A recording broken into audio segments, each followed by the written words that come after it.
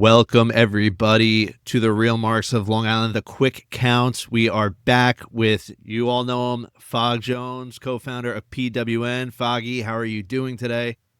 So good. Thanks for having me. Appreciate the time as always. And yeah, I'm doing good. How are you doing today? Doing great, man. It's WrestleMania week. How can I not be doing good? You know, it's here. I already told my wife the Real Marks are putting in the hours this week. We just put out an episode. I unfortunately wasn't able to be on it. I had prior obligations, but Ty and Court held it down. We are here today. So an episode just came out yesterday. We're putting out another episode today. Hopefully, awesome. I'll be able to have a recap after Raw, the Go Home show. Hopefully, we'll have a live WrestleMania prediction show either Wednesday or Thursday, which hopefully you can join, Mass J can join. Anyone, honestly, if anyone wants to pop on for 5-10 minutes, give their predictions, you know, we're open to it. It's a big week for wrestling. The WrestleMania card is, I think, pretty much almost set, if I'm not mistaken. I think the only thing that we have that's still untold is who Randy Orton's going to face, and I know we'll get into it on Smackdown, but you know, we have to show AEW some love. We did not on the previous episode. So do you mind if me and you get into a little AEW Dynasty? Yeah. I mean, I love talking AEW, especially in today's climate where it's like, you know, people want to think of it as all bad, and it's not. It's just like, you'll get to it. There are bads, and those bads can, you know, sometimes really have a weight to them. So yeah, let's go ahead. Talk Dynasty. Yeah. So I've been on record that I'm a supporter of all wrestling. I think more wrestling promotions, the better. Seeing TNA thrive is great for the wrestling industry. AEW, just being able to have multiple options. Like we've heard it, you know, it gives the wrestlers options, you know, in case something doesn't work out at WWE, you've seen them go over to AEW or vice versa. But the one thing that I have an issue with is still how damn long these match cards are. Yeah. It's hard. I mean, we were just talking about this. You're a new dad. I have 2 kids. I'm on the East Coast. You're on the East Coast. So like, man, I'd love to stay up till 2 a.m, you know, and just indulge in this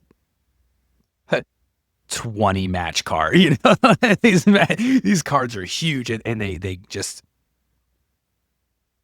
But it's hard, man. It's really it can get really, really hard to just stay up all night and watch a pay-per-view like that. So then it's like, at the same time, it's not the same to catch it the next day, a pay-per-view. Like I can watch Raw or Smackdown or Dynamite or something maybe the next day, but premium live events, pay-per-views, for me personally, I feel like you have to watch them live. Yeah, no doubt. And it's tough. So you just mentioned, you know, having I have a 5-month-old son. And it's a Saturday night. Me and my wife are in. The baby's finally in bed, and she supports my wrestling addiction. She supports the podcast. She you know, she knows that this is, you know, my enjoyment. I love talking wrestling, but when I have it on with her, and if it's different because if it's a WWE PLE, I can tell her it's a hard out. It's going to be over by 11.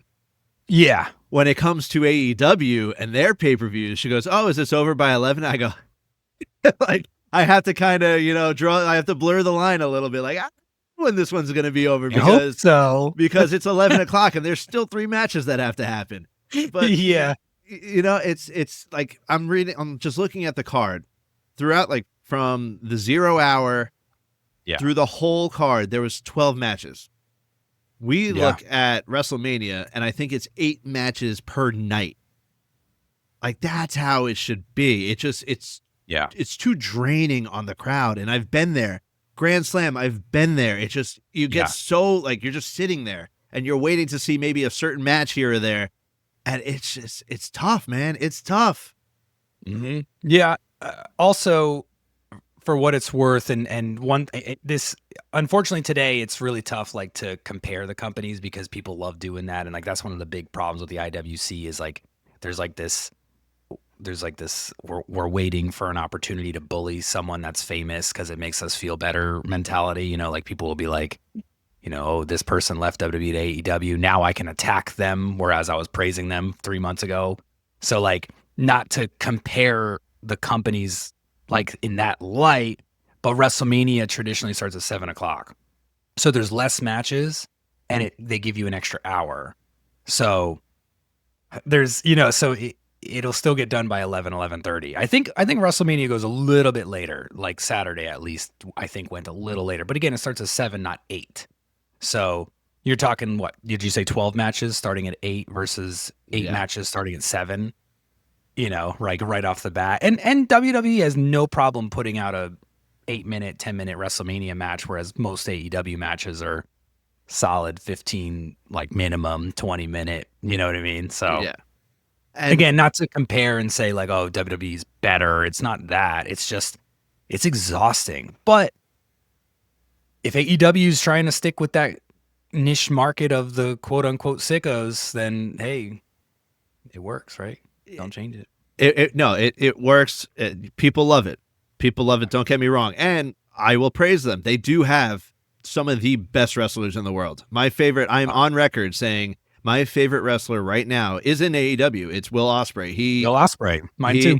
Yeah, he's unbelievable. There's no, like, I wish I could say a different word to describe him, but unbelievable is the word. Yeah. Like he's so down to earth. If you listen to him on several other podcasts, he's just, he's the guy. Like he comes out and says that he wants to be a mailman, in England when he retires. Like he's just the guy that loves wrestling, and he puts on banger after banger after banger. So you have him, against Kevin Knight. Kevin Knight's pretty much debuting. I know he had one match prior on AEW. What a lucky guy. I know. Hey, I'm going to debut in AEW against Will Osprey, who in my opinion is the best wrestler right now. Like even my wife is like, we got to watch this guy every match because he's just amazing. Yeah, no, and Kevin Knight, I know he had a tryout with WWE, and he decided to go the AEW route, which is great. He's going to get exposure. Why? Yeah, he's young. Yes, he's very young. I think they were probably going to put him towards NXT, and now he's getting that Dynamite exposure. He's up to, he's facing, like you just said, Will Osprey in his second match ever in AEW. Crazy. So, I mean, that match, great. I'm just going to run down the card real quick. Yeah. Mercedes Moné, I'm getting so sick of her. Yeah, it's something's like pending there. I think they're trying to figure out, because it is really hard with her name. Like I think she's kind of blurring the lines a little bit. Like they don't like her, but they do. But who does? I want to talk to you if we have time, because there's a lot to go over here. But like, who does beat her? Because you got to be careful, right, with what they've done with her. It's kind of like Roman Reigns. Like, they didn't have Cesaro do it. They had intention. They didn't have Drew do it. You know what I mean? Continue. Yep. Yeah. I mean, you had this Hurt Syndicate was on this card. Yeah. I mean, of course, everyone's favorite, the Death Riders. Everyone loves them. Yes.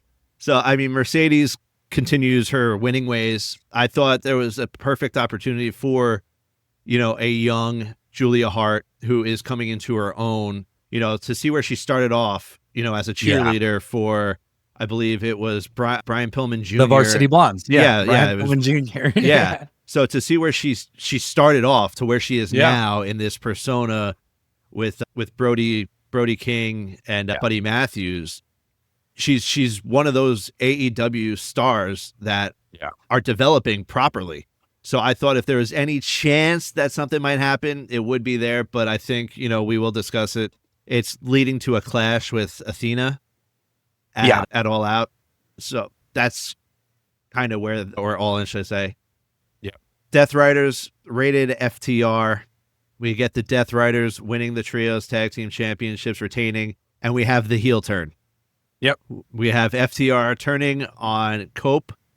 How did you feel about that spot? I thought, just before you get into it, I thought on Dynamite, the way Tony Schiavone kind of brought the camera in and said that was one of the most despicable things I've ever seen in my life. He kind of helped make it really real, but obviously targeting Cope's neck. We'll see when he comes back, but what'd you think of it? I mean, I think it was great how they did it. I think one of the things, if I had a gripe storyline wise with AEW, is like placement and timing it's like good in terms of the final execution, and when something happens, it's not as good of like the soft teasers leading up. Like things just kind of like happen, and it's like they gave you like one angle to lead up to it. They had that interview with rated FTR. And I thought it was great. Honestly, I think it's good. And I know where we're going with this. It's going to be the reuniting of Edge and Christian at some point, which is going to be great. But again, there's like been not like this crazy amount of TV time and building. It's just going to like randomly happen. Don't get me wrong. It's going to be exciting. It's just a little, they like to do that like hot shot type, one quick tease, execution. I think it'll be great in the long run. I think everyone's been dying to see Cope and Christian Cage, get back together. And I think what's souring people right now is just the Death Riders thing in general.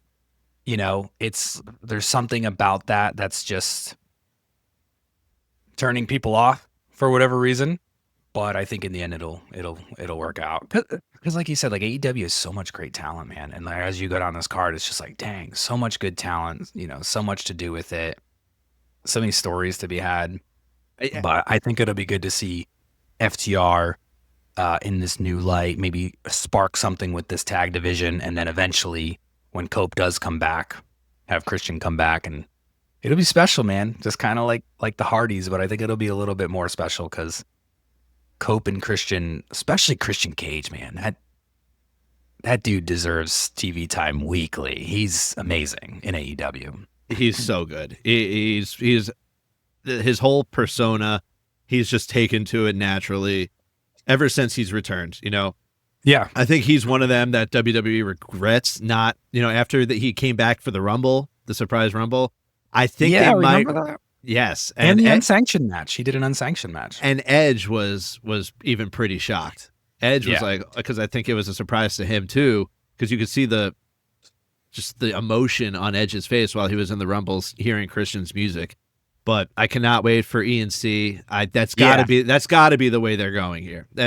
Oh man! If they're not, Tony Khan needs to be fired to like Mars. Yeah, this is his last chance, right?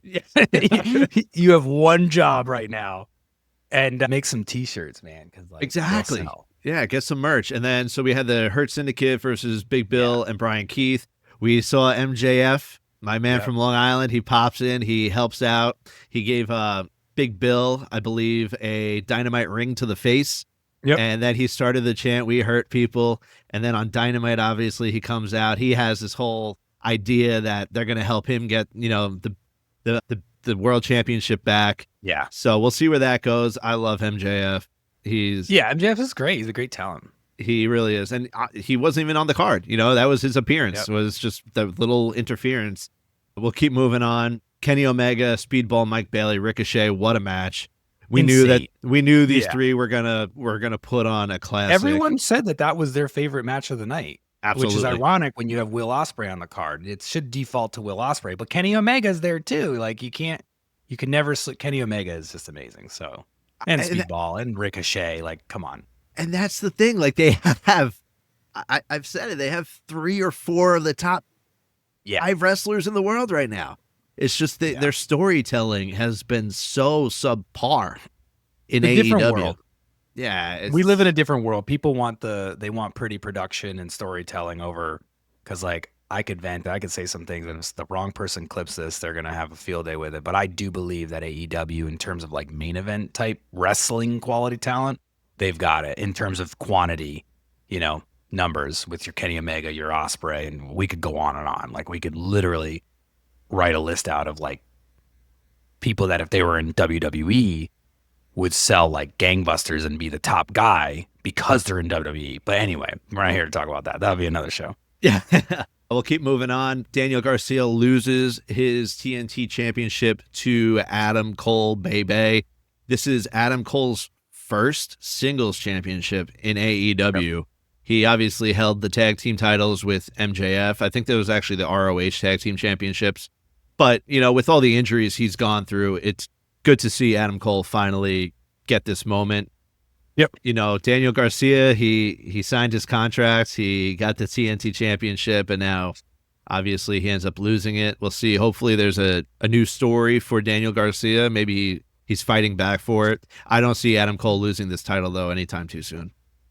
No, and I saw some people kind of complaining about Daniel Garcia losing it. He's 26. He's young. You know what I mean? Like, he just re-signed his contract. First of all, in WWE, if you re-sign a contract, you go on a losing streak. That's like almost like a rule. I don't know. And that's not like an official backstage report. That's just obvious. Gunther's about to lose his world heavyweight title, and he just re-signed. Chad Gable just re-signed not too long ago, and that dude put over everyone, and he's still doing it. Drew McIntyre re-signed his contract and like put over it's just like that's the business. Daniel Garcia is super young. Like I said, he's 26 years old. He's fine. Yeah. He can lose for another 3 years and like bounce back. And then to your point, Adam Cole just came back.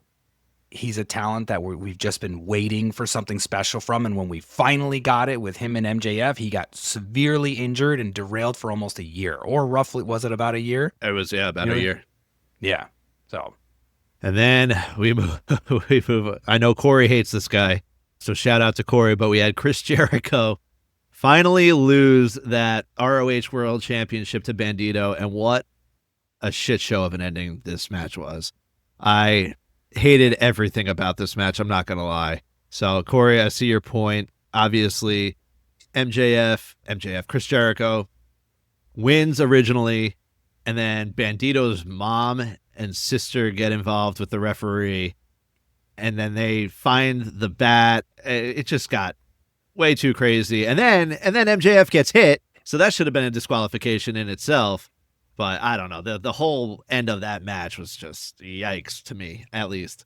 I don't know if it's a non-rehearsal or if it's, I don't know what it is, but sometimes they just really don't have some of these bigger, more complicated angles like executed well enough. Like just recently they had that, I think it was Thunder Rosa came in with a chair, and it was other people seemed like they were out of position. They were like too close to her. And so it was kind of like, what is she about to do? You see that kind of stuff quite often, and no hate on the talent. It's just one of those things where it just seems like maybe when they were producing these spots, coming up with them, there just wasn't maybe enough practice, or maybe it was just too complicated, especially when you're bringing in you're bringing in people. That'd be like me going to a show and they give me this big spot, and it's like, I got to remember this. I don't know the business like that. I've never worked a match like that, and it's going to go wrong, dude. It's going to go wrong. And Chris Jericho has stated that he's taking a little time away. He's touring with Fozzy now, so he will be off TV after what we saw on Dynamite. He said that he was disappointed, not mad,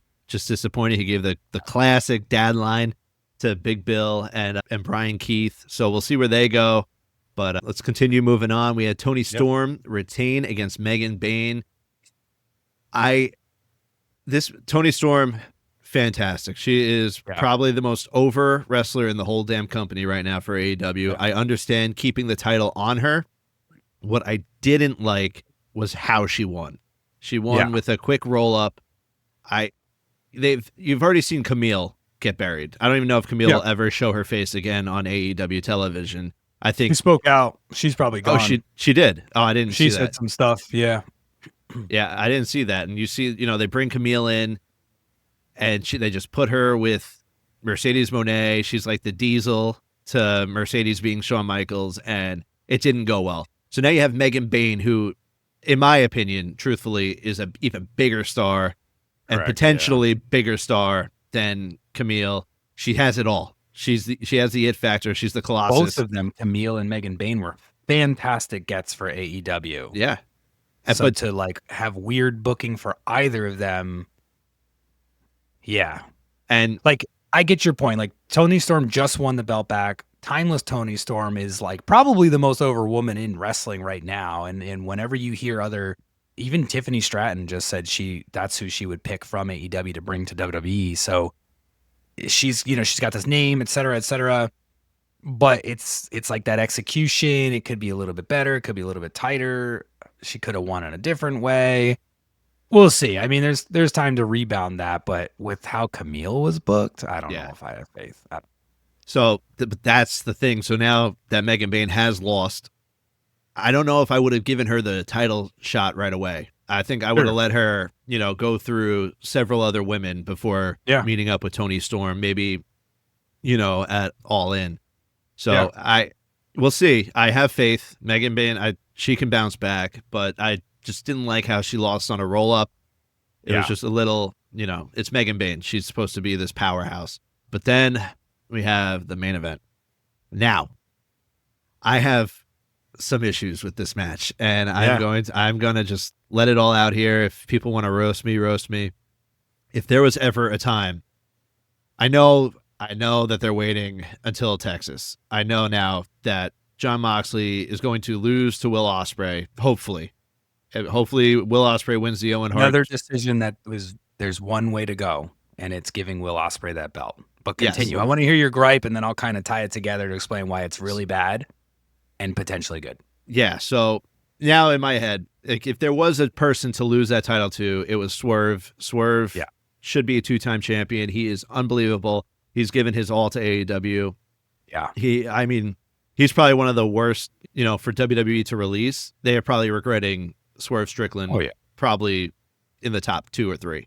He has been unbelievable. He's so over, and everyone hates the Death Riders. You haven't seen your world championship on TV in how many months? You have Cody Rhodes going around WWE, gloating the championship, kissing the championship. That's your title. For AEW, it's been locked away in a goddamn briefcase for goddamn how long? So if there was ever a moment, you had the Death Riders fighting earlier in the night. You kind of see them being picked apart, on TV, on Dynamite and Collision and here and there throughout the week, the weeks to come leading up to Dynasty. I just thought if there was ever a moment, it was Swerve's time. Yeah. It looked like it was going to be that way. And then the lights go dark and we have a returning Matt and Nick Jackson give the BTE trigger to Swerve. And then Jon Moxley wins. Like, what the absolute hell was that finish? Yeah. Oh, and now in my head, Moxley will be the champion until Texas. And like I said, hopefully now the only way in my head is that Will Ospreay wins the Owen Hart tournament and goes on to finally defeat and dethrone Moxley in Texas in July. The only thing that can happen in my head now. I think there's a lot of things to unpack here, and I'm going to make this real quick. And again, we could talk about this another day because I know we got to talk to WrestleMania and we're short on time. But so first and foremost, the way Moxley won that belt was really, in my opinion, not a great call because Bryan Danielson won the belt from Swerve. And it was I think that felt like this big major turning point to get AEW on a different track and maybe to use a phrase that I don't really want to use, back on track.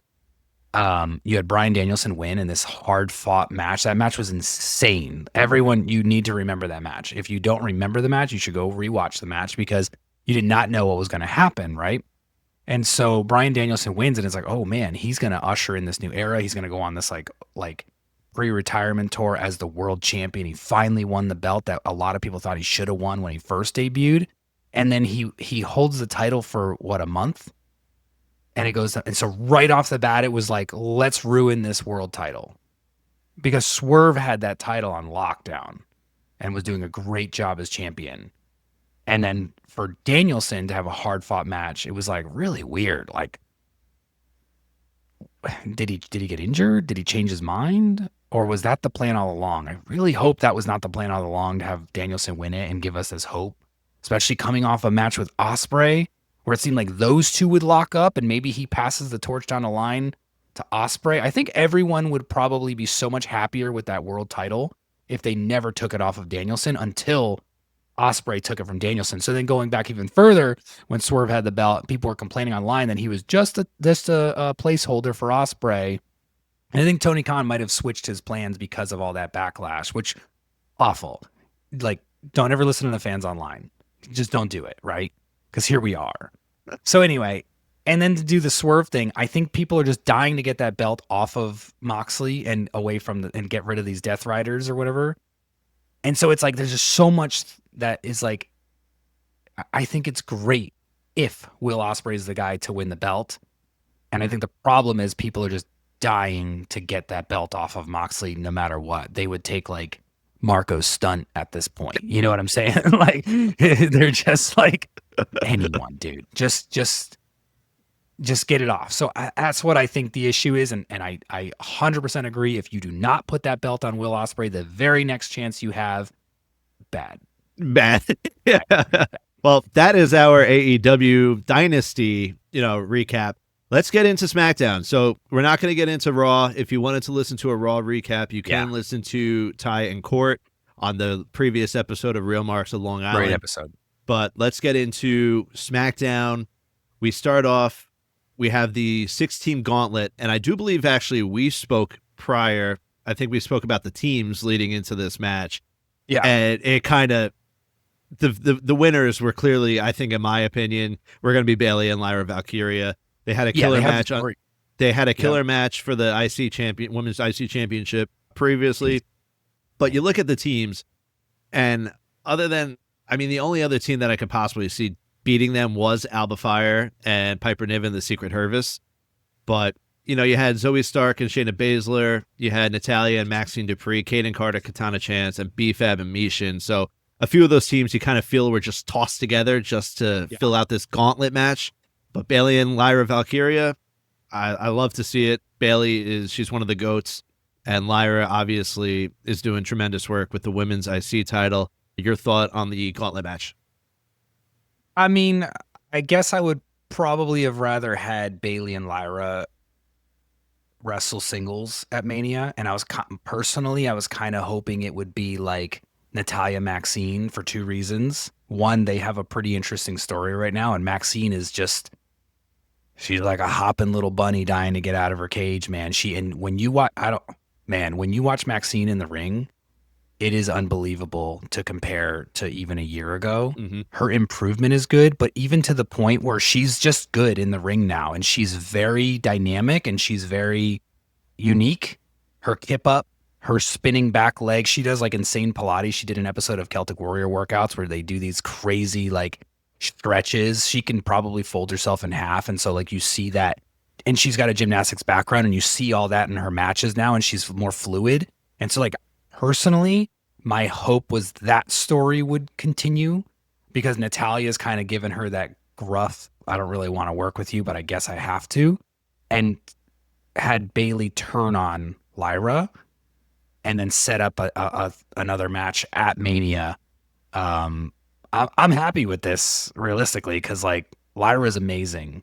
She's also another great Celtic Warrior workouts. He does like CrossFit. She's doing push-ups, incline, and Sheamus can't hang with her, which is amazing. Like she's fit to another degree. So I'm happy with it. I don't care. I personally would have said like Lyra Bayley at WrestleMania against each other, and then maybe had a showing for Maxine. I think you could have really rocket ship Maxine at WrestleMania had they done that match. Yeah. Didn't even have to win. And so you bring up the point of, now that Lyra is in this tag team match for the women's tag team titles, that pretty much, in my opinion, says she's not defending the women's Intercontinental Championship at WrestleMania. And then that brings me to another point, and I'm about to go on a little rant here. Chelsea Green neither. Why the hell is Chelsea Green not defending her Women's United States Championship at WrestleMania? If there is ever a woman in the past year that has deserved a WrestleMania match more, please tell me who it is, because Chelsea Green has done so much in the past year where she absolutely deserves to defend her United States Championship match at WrestleMania, and it is a travesty. It is a travesty that she is not on the WrestleMania card right now. Talk to management, Nick Aldis, Adam Pearce, get this shit together, because Chelsea Green deserves to defend that title at WrestleMania. Figure it out. You have a week to do it. We'll talk about this on another show, but there's a lot to unpack about the women's mid-card titles in general, with how they threw them together, and there's no real story for either of them. Maybe now Lyra's getting a story, maybe. But took you long enough. But why not Chelsea, to your point?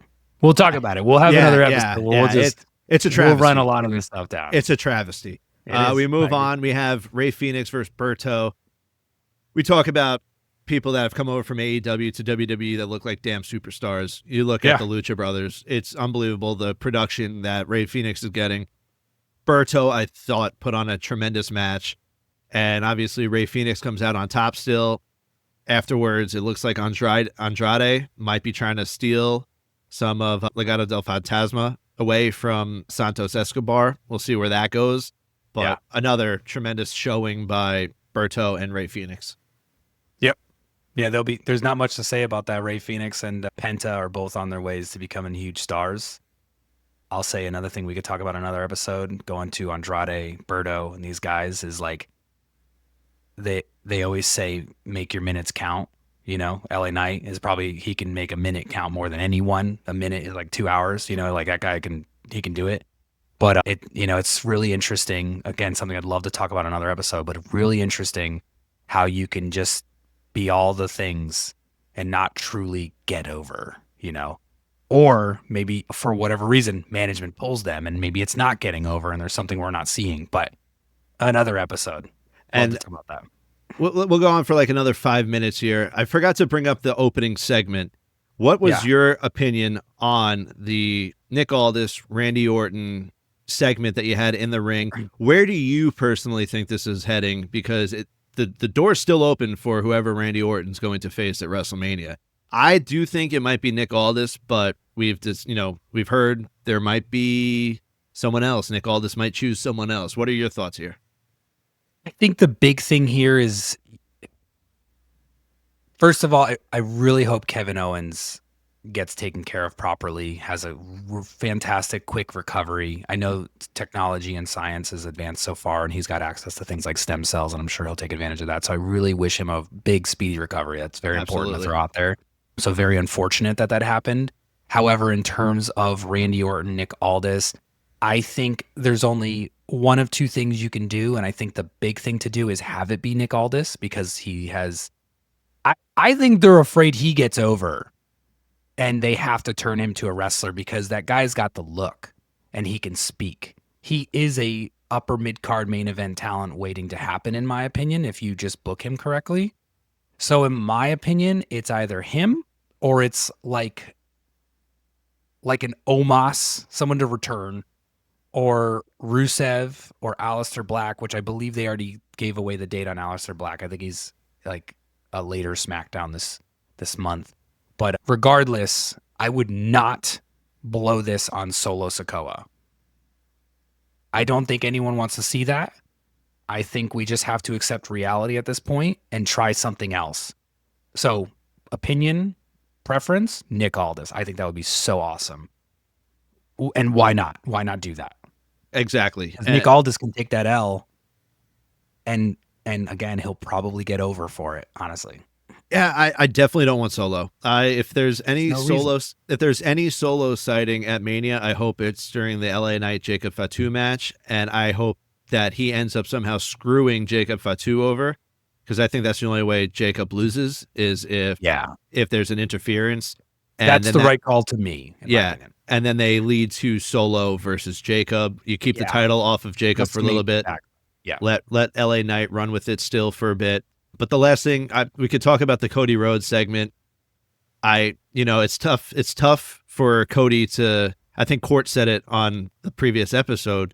John Cena not being there, Cody can only discuss so much and to nobody. Roman? And so I'm gonna give Cody a pass on the promo with all the titles in the ring, showing off John Cena's spinner belt. But I did want to get into Tiffany Stratton, Roxanne Perez.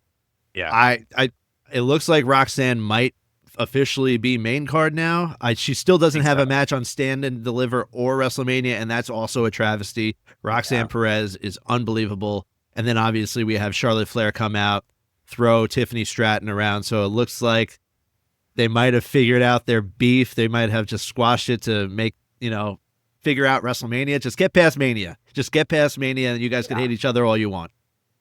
Money there. And I think we should plug Drew and Damian, because right. that feud has gotten kind of like, first of all, yes, I'm a big Drew fan, but at the same time, the guy gets glass in his eye, and Drew finds a way to take anything that's going on with him and really elevate it. Like, he really did. He wearing the eye patch, making that work, keeping everyone up to date on social media. I mean, nobody wanted this match because everything was leading up to what felt like Drew and Roman at WrestleMania, and then they even did it like something with at the Rome. Anyway, we can gripe about that another time, but like I do want to say these two guys are putting in some work to sell this feud, and I think it's finally happening. And nothing against Damian, but Drew's just pre-built for this stuff. You know what I'm saying? Like, Absolutely. Drew knows how to push the buttons, push the envelope, and he is a tough. His head split open. He's got glass in his eye. Like, what else, bro? You know what's it gonna take? He needs to literally get hit by a car to miss WrestleMania, and that's the story of Drew. Bad neck, bad back. He wrestled, I think, Karrion Kross one time with like food poisoning. I mean, there's a list of things within the past 3 years that Drew has gone through and still competed that like 95% of humans would have skipped or sat it out, you know. So plug there. And I do think, you know, to your point, what you just referred to, Charlotte and Tiffany, they're making this work, man. And that's the best thing you can do. And for what it's worth, the only information that we have on whether or not this stuff is real or not is backstage reports. So this could all be a work. Which would be awesome. Which would be awesome. And to your point, they're making work. And to your point quickly with Drew McIntyre, I'm on record. I'm just not a huge Damian Priest fan. And I truthfully believe Drew McIntyre deserves way better. He's unbelievable. He's unbelievable on the mic, unbelievable in the ring. He puts anything that he does over. So I just hope he better win. He better win at Mania, or else there's no for Damian to win. That would be, again, having Jey Uso lose, having Drew McIntyre lose. Those are probably the two biggest mistakes you can make. There's no reason for Drew to lose to Damian at this point. The only thing they can do right now with Drew, especially given the lackluster match, you have it or you don't, right? We were just talking about that. There's something you get over, you have the look or you don't. There's something in humans where we see wrestlers and people like Cody Rhodes and Roman where people just go to them or they don't. That's just the way it is. That's why you have lower mid-card, upper mid-card, main event. There's something about that, right? So anyway, you know,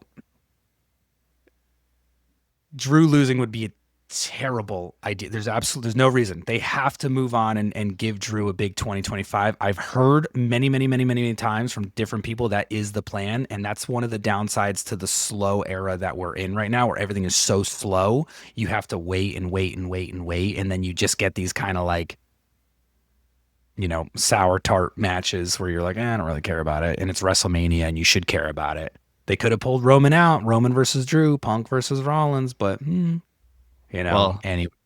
I think we're going to end it there. This is another 40-minute quick count. I think the quick count might be around. Yeah, it might be around. Championship count. We're going to change the name. Exactly. But thank you once again. Thank you once again for joining me. If you want people listening, join the PWN Discord. Join the community. It is free. It is fun. It is safe. It is the best place to go talk wrestling. You could talk hockey. I've been talking hockey, unfortunately, with, you know, the damn Rangers being eliminated from the playoffs. Thank God. But just come join. You'll find a spot. I promise you, it is the best community in the world for the IWC, bar none. I promise you. Fog, is there anything else you want to plug while you're here? Well, I want to plug your guys' show. You guys you're launching episodes weekly. You guys are doing a great job. I love your guys' content. And I'll say if you just want the backstage info from PWN and you don't want to be in the Discord, or both, a lot of people are doing both now, because like we have an exclusives channel where we give out the backstage details. The same content goes on the Patreon, the PWN Patreon. It's patreon.com/PWNexus, and it's free as well. But this way you'll get like the alerts via email, and I'll start pumping out like the podcast episodes there more just to kind of notify people. So yeah, just we're growing. You and I, we're gonna do this. We'll get it down to an actual quick count here soon. And yeah, thanks for having me, man. It's a pleasure as always. Of course. Thank you all for tuning in, listening, watching on YouTube. Please subscribe on YouTube. Please leave a review on Apple Podcasts, Spotify. It helps us more than you could ever imagine, and it only takes 2 seconds. So once again, this week, Mania week, baby, we will be pumping out content left and right. My wife is already aware that I will be on my computer way more than I ever should be. But thank you all for tuning in. Fog, as always, pleasure to have you. We are going to be like you said, doing this weekly. But until probably tomorrow, Real Marks out.